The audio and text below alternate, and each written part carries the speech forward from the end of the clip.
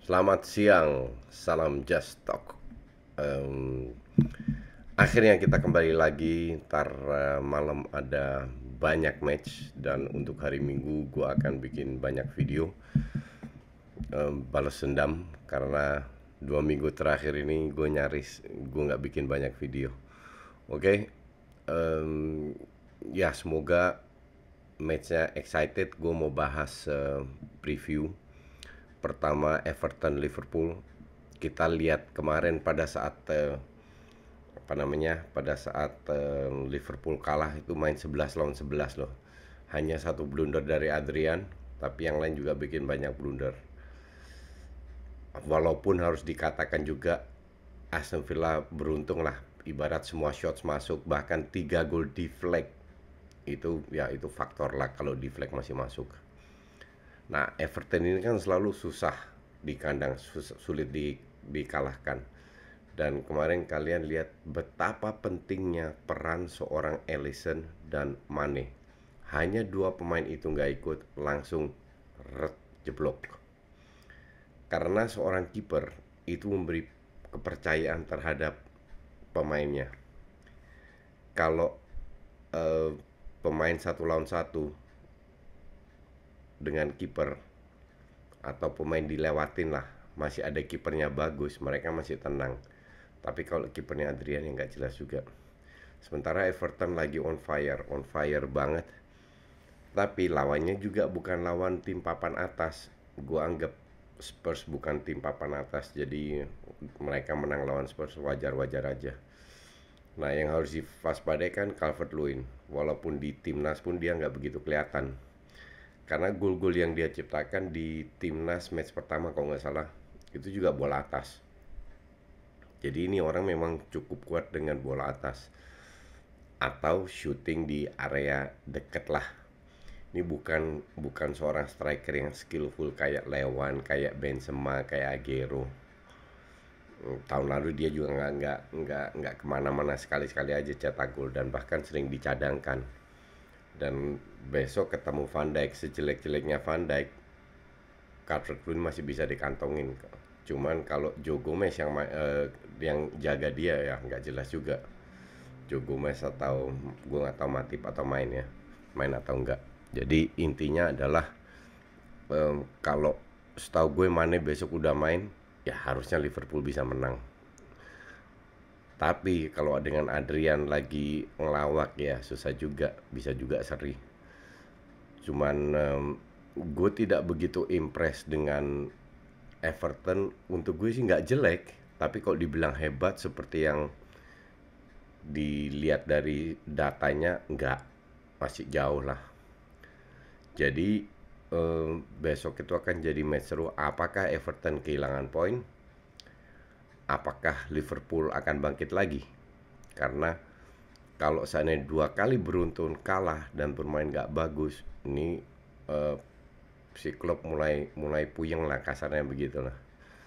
Jadi kita lihat, tapi gue bilang sih gue lebih unggulkan Liverpool, fair aja.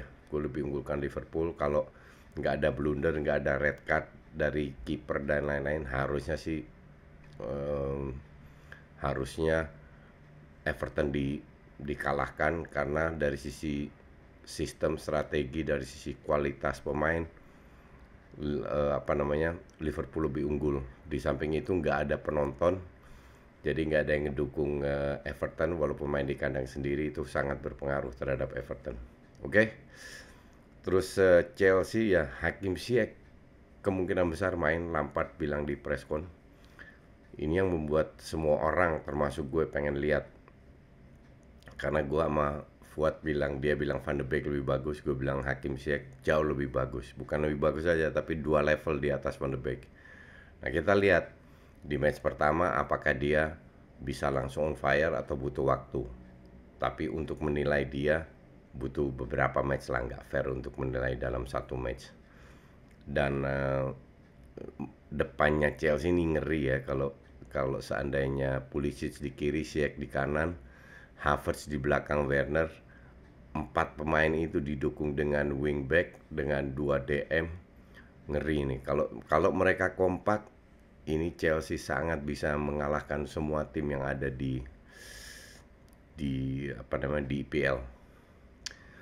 Em, ya kita gue nggak yakin sih Pulisic bisa main atau tidak. Tapi harusnya lawan Southampton yang nggak begitu bagus, yang masih terseok-seok harusnya sih bisa menang. Kemenangan ini 3 poin ini penting buat pemain Chelsea untuk mengangkat percaya diri lagi. Arsenal lawan City ya, Arsenal lawan City. Gue selalu bilang lawan City itu calculated loss kayak lawan Liverpool. Mereka memang terlalu canggih. Cuman City ini lagi terseok-seok dan bahkan kemungkinan besar Kevin De Bruyne nggak main. Nggak ada David Silva, nggak ada Kevin De Bruyne. Biasanya Pep main dengan dua playmaker, mungkin sekarang bermain dengan satu playmaker. Gue nggak tahu Gundogan udah bisa main atau enggak. Di samping itu di depan ya, selama nggak ada Aguero, nggak ada Gapsus, Sterling doang ngandelin. Kadang dia bagus, kadang dia jelek. Tapi yang gue pengen adalah melihat Arsenal bermain 4-3-3 dengan datangnya Partey dan Ceballos. Cuman feeling gue itu nggak kejadian besok. Mungkin di 15 menit terakhir pada saat seandainya Arsenal tertinggal. Tapi feeling gue Arteta nggak ambil risiko, tetap bermain dengan 3-4-3 solid. Partey mungkin main gantiin Ceballos, atau Partey Ceballos Saka yang dicadangin bisa juga. Tapi feeling gue sih tetap bertahan di babak sendiri, mengincar ya 1-2 peluang, karena mereka nggak akan dapat banyak peluang lawan City. Nah kalau City lagi nggak bagus, sangat bisa dikalahkan, siapa bilang nggak. Jadi City sekarang beda dengan tahun-tahun sebelumnya lah, yang dalam arti Arsenal definitely punya peluang walaupun bermain di kandang City. Cuman kita lihat, semoga seru itu match. Terus subuhnya MU lawan Newcastle. Nah gue baru baca interviewnya tadi nih. MU Ole bilang kemungkinan besar mencadangkan Maguire. Itu udah gue berkali-kali bilang ya, Maguire ini harus dikasih gini, dalam sebuah sikon di mana klub ini tidak konsisten, dalam arti di bawah ekspektasi lah. Mereka main 3 kali pertandingan, 2 kali kalah, layak kalah, dan sekali beruntung menang lawan Brighton. Bukan karena gol di detik akhir, tapi karena Brighton 5 kali syuting kena mistar dan tiang. Itu suek banget itu Brighton. But it's okay, itulah sepak bola. Cuman itu tidak mendukung kekompakan MU secara internal. Apalagi kemarin baru dikeramas sama ayam sayur ya. Jadi percaya diri tambah ngedrop lagi. Nah, dalam sikon tim seperti itu, yang salah satu yang harus dilakukan oleh pelatih itu tidak hanya mengganti strategi, tapi kan memberikan shock effect. Ini udah faktor non teknis. Kita tahu semua bahwa pemain MU jauh lebih bagus daripada Newcastle di atas kertas. Cuman tim sebesar MU tidak boleh pemainnya merasa dirinya udah pasti main. Gak boleh itu. Semua pemain harus merasa bahwa mereka harus fight untuk setiap tempat. Dan yang gue lihat di MU sekarang, pemain kayak Pogba, bahkan De Gea nggak main jelek loh, memberi kontribusi cukup bagus. Tapi nggak ada salahnya di samping Maguire itu Pogba dan Martial, kalau gue bilang sih dicadangkan. Gue nggak tahu Cavani boleh main atau enggak ya. Tapi ya serahlah siapa yang main. Teles harusnya bisa main. Luke Shaw bisa geser ke tengah dengan Bailey. Atau kalau Teles nggak bisa main ya tetap Lindelof dan Bailey di tengah. McTominay kalau gue bilang harus main. Pogba cadangkan, diganti Van de Beek. Bukan gue bilang Van de Beek bakal bagus, enggak juga. Ini pemain tetap, untuk gue sih enggak akan berubah pendapat gue tentang Van de Beek, tetap biasa aja. Tapi shock effect ini penting buat tim sebesar MU biar mereka lebih termotivasi. 1-2 match dicadangkan, motivasi itu akan kembali lagi dan MU akan kembali kepada performanya sebelum setelah liburan panjang. di akhir-akhir musim yang luar biasa performanya MU. Dan kalau seandainya kalah lawan Newcastle, gue rasa ini ada krisis internal, krisis kepercayaan diri. Tapi ya semoga Ole nggak dipecat. Oke. Terus ke terakhir Milan lawan Inter, big match, derby. Derby dari dua tim yang share satu stadion.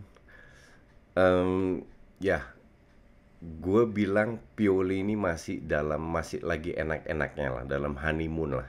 Diteruskan, oke, mereka menang lawan Spezia, Cutrone dan Bologna itu bukan tim papan bawah ya. Jadi jangan apa namanya terlalu seneng-seneng. Justru Pioli ini bisa dinilai di dua match. Kalau seandainya menang lawan Inter dan Roma, mereka bisa meroket.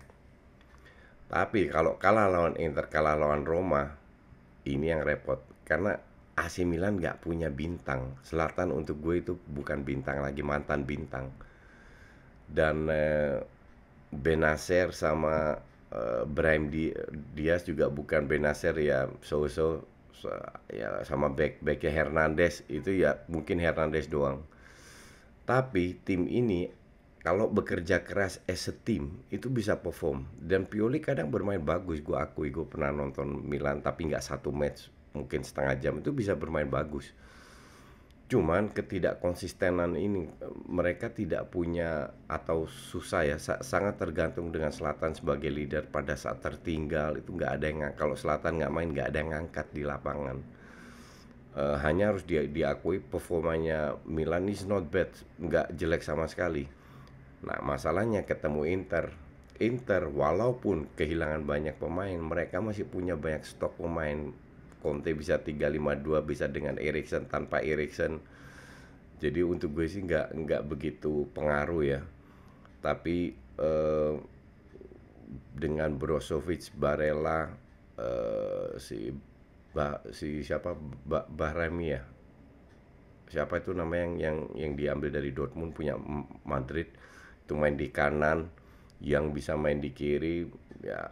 Kalau gue bilang sih Eriksen harus main di belakang Lautaro dan Lukaku ya. Nah, gue sedikit mengunggulkan Inter Milan, terutama dari sisi kualitas pemain.